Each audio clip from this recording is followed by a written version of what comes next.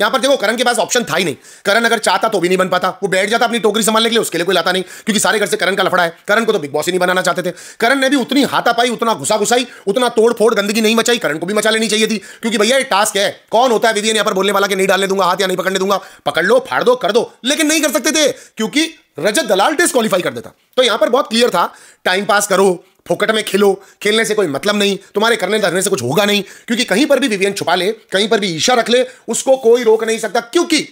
रजत दलाल की call final थी और वो तो कह रहा था मैं डिस्क्वालीफाई कर दूंगा। बिग बॉस भी नहीं चाहते करण की टीम पिकअप करे, यहां पर अंदर बैठे हुए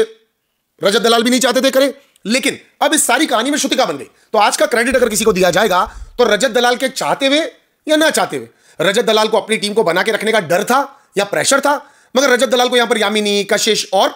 ईडन को भेजना ही पड़ा, शायद for the sake of group only उसको भेजना ही पड़ा। और उन लड़कियों ने खूब सारे केले इकट्ठे करके आज का अगर कोई विनर बनता है मेरी नजर में तो देखा जाए तो भैया ईडन ने यहां पर एक संचालक पूरा का पूरा कंट्रोल करते हुए गेम के ऊपर, संचालक के ऊपर कंट्रोल, गेम के ऊपर कंट्रोल, उसकी मर्जी का उसने यहां पर टाइम गॉड बना दिया। इनफैक्ट कशिश ने भी राइट। यहां पर श्रुतिका की बात बिल्कुल ठीक थी कि 70% गेम जो पूरा का पूरा दिख रहा है, लोग तो नंबर ऑफ पीपल अगर देखा जाए तो रजत का कहना मानते, रजत के हाथ में उसकी टीम होती, जो भी मिली जुली हुई आरडी एंजल्स बनी हुई ग्रुप है, अगर रजत के हाथ में होती तो विवियन की तरफ से ही कोई ना कोई बनता। मेकर्स को भी यह लगा था कि शायद रजत दलाल अपनी टीम से बात कर लेगा और ईशा या विवियन में से कोई बनेगा, लेकिन रजत ने अपनी टीम को भी कुछ नहीं बोला, उनके हाथ में भी नहीं था, और यहां पर श्रुतिका ही अलग सा ही कोई टाइम गॉड बन गया। श्रुतिका बीइंग सेल्फिश, या आई अंडरस्टैंड, फाइनली जाकर के श्रुतिका को यह लगा कि अगर मैं चुम को देती हूं तो चुम बन जाएगी, वरना अभी सबसे ज्यादा केले मेरे पास है, और श्रुतिका ने यहां पर अपना प्लॉट दिखाया, गेम दिखाया, और श्रुतिका यहां पर बन गई। बिग बॉस ने उसको आधा सेकंड भी सेलिब्रेट नहीं करने दिया, एक्सपोज किया, डिकोड किया और क्लियरली बता दिया कि यहां पर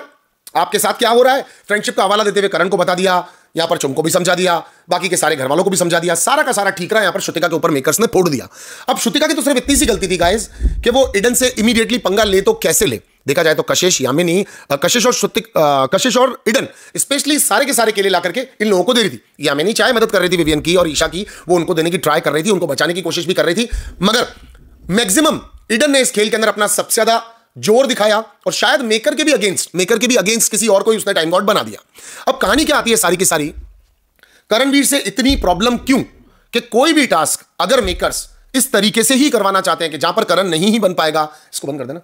जहां पर करण नहीं ही बन पाएगा, करण को बनने ही नहीं दिया जाएगा, दिग्विजय का प्लॉट सेट ही नहीं करने दिया जाएगा, दिग्विजय को सेट करने ही नहीं दिया जाएगा, तो दिग्विजय के मन में क्या सवाल आएगा, भैया हम इस खेल के अंदर कहीं जा नहीं रहे, कुछ हम कर पा नहीं रहे, कुछ तो हमको करना पड़ेगा वरना हमको बाहर निकाल दिया जाएगा। और वो आउट ऑफ द वे जाकर के फ्रस्ट्रेशन में रजत दलाल से बार बार लड़ रहा है, भिड़ रहा है, झगड़ रहा है, और उसके पास कोई ऑप्शन रह नहीं जाता। रजत को गुस्सा बहुत आता है, रजत को उसने पूरा पूरा गुस्सा दिलाया, पर फिर भी रजत चुप रहा। अब आता है रिजल्ट का टाइम।